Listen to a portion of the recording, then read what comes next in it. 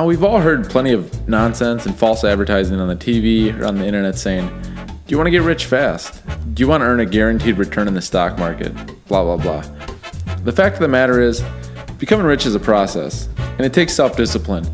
Sure, we would all love to get rich and spend as much money as we'd like, but that's like saying, I'm going to get fit, but I'm going to eat and drink whatever I'd like. The easiest way to put yourself on a path to getting rich is to make your money work for you. And how do you make your money work for you? Well, to start, you have to learn to differentiate between assets and liabilities. If I were to ask the average person what assets they have, they might respond something like this.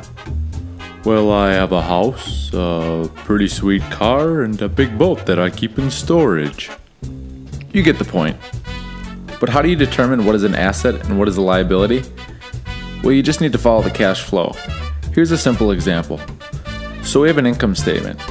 It is divided up into revenue and expenses. We get a paycheck, money flows into our pockets or into the revenue category.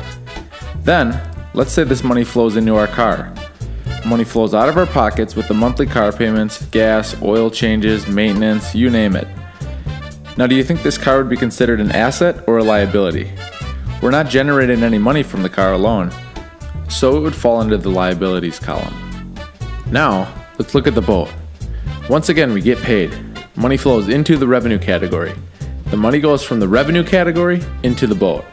Not a single dollar flows from the boat back into the revenue category. An asset is anything that contributes cash flow into our revenue category, which means the boat is also a liability. Which brings us to the house. Houses are a very sensitive topic because some people will argue that their house is an asset. Well, they're wrong. Houses can either be assets or liabilities. Once again, you just need to follow the cash flow. If your house is taking money from the revenue category and not returning positive cash flow into the revenue category, it would be considered a liability. If you're still arguing that your house is an asset, you are correct. It's an asset for the bank because the bank is profiting from your mortgage.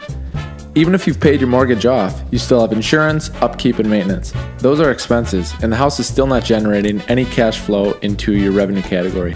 If the house was being used for rental purposes, or even Airbnb, it was contributing cash flow into your revenue category, then the house could be considered an asset. So why are we stressing the importance of assets and liabilities so much? The reason is, in order to reach financial freedom, you need to build up enough assets that the cash flow from them fully supports the lifestyle that you want to live.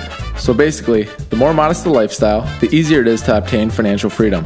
But if you want to be rolling with the Kardashians, well, it might take a little while to build up that kind of asset base. Once your assets fully support the lifestyle that you want to live, then you can finally stop working for money and let your assets free up your time for life's adventures. Maybe you would spend more time with your family. Or maybe you would finally take that trip with your friends that you've been talking about for years. Ultimately, the decision is yours because you've put yourself in a position where you don't have to work 49 weeks out of the year just to have 3 weeks of vacation time. And that is the beauty of financial freedom.